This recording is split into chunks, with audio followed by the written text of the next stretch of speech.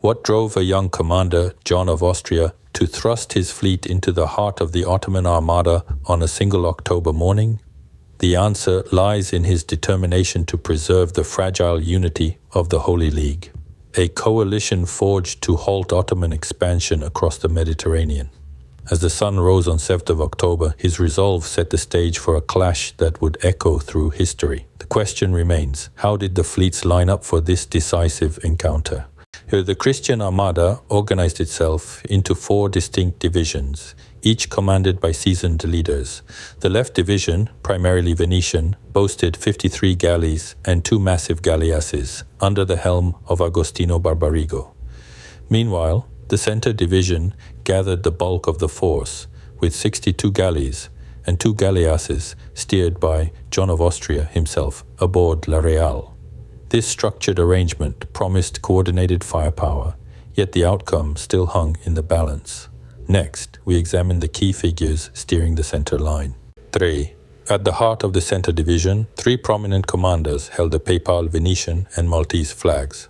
Marcantonio Colonna led the Papal flagship, Sebastiano Veniero commanded the Venetian flagship, and the Joint Knights of Malta were represented by Paolo Giordano, 1st Orsini. Together with Pietro Giustiniani, their vessels formed a formidable corps bolstered by 16 Spanish and Neapolitan galleys under Diego de Medrano, Martino de Caide, and Diego Lopez de Llanos. With such a concentration of leadership, the Christian line exuded confidence, yet the Ottoman formation loomed opposite. 4. Flanking the center, the right division mirrored the left with 53 galleys and 2 galleasses, this time under the experienced hand of Giovanni Andrea Doria. Behind the battle line, a reserve of 38 galleys awaited orders, commanded by the seasoned Alvaro de Baza, Marquis of Santa Cruz. This layered deployment meant the Holy League could reinforce weak points or exploit openings as the fight unfolded. The Ottoman fleet, however, presented its own intricate arrangement, ready to meet the Christian onslaught.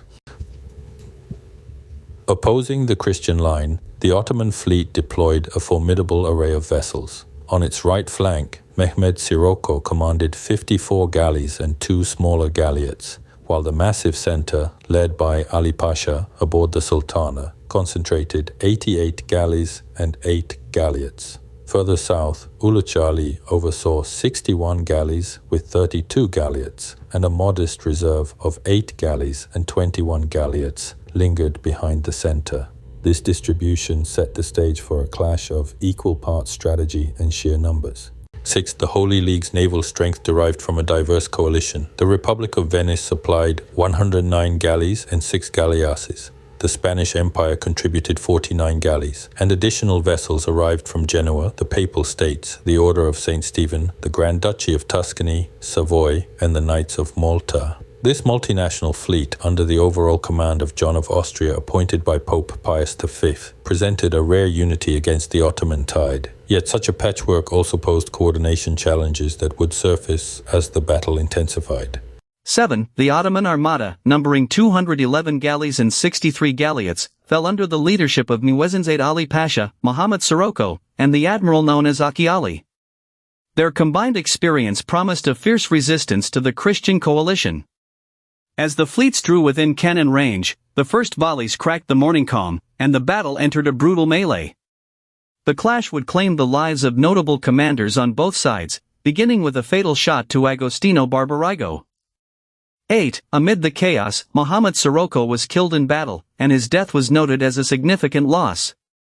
Not long after, Ali Pasha, commanding the Ottoman flagship, was killed when his vessel was boarded, ending his leadership abruptly. These losses struck at the heart of the Ottoman command structure, while the Christian side also endured heavy casualties, underscoring the high price each side paid for dominance. 9. When the smoke cleared, the Christian fleet had seized an astonishing tally of Ottoman vessels, 117 galleys captured and roughly 83 more sunk or destroyed. Approximately 10,000 Turkish sailors were taken prisoner, while Christian casualties hovered around 7,500, contrasted with an Ottoman death toll near 30,000. Some accounts even suggest higher losses, hinting at the battle's staggering scale. The next phase would see the Ottoman Empire's swift shipbuilding response. 10. In the months that followed, the Ottoman shipyards surged into action, producing over 150 new galleys, 8 galleasses, and a total of 250 vessels by the half-year after Lepanto. By July 1572, the Admiral Acciali launched a fresh fleet of 200 ships, prompting a brief clash on August 4 near Saragossa with a Holy League squadron of 164 vessels commanded by Marcantonio Colonna. A fleeting encounter at Cape Matapan on August 10 foreshadowed the Ottomans' eventual withdrawal. 11. Despite the Christian victory, the geopolitical landscape shifted subtly. Pope Pius V passed away on May 1, 1572, and the Holy League dissolved with a peace treaty on March 7, 1573. Venice agreed to pay an indemnity of 300,000 ducats, while Cyprus formally passed to Ottoman control. Yet, as Sultan Selim II's Grand Vizier Sokalamend Pasha boasted, the triumph at Lepanto inflicted no lasting damage on the Ottoman Empire, a claim that would be debated by historians for centuries. 12. So, what legacy did the Battle of Lepanto truly leave? While it halted Ottoman naval dominance for a generation and showcased the power of a unified Christian front, the rapid Ottoman shipbuilding program and the political concessions that followed suggest a more nuanced outcome.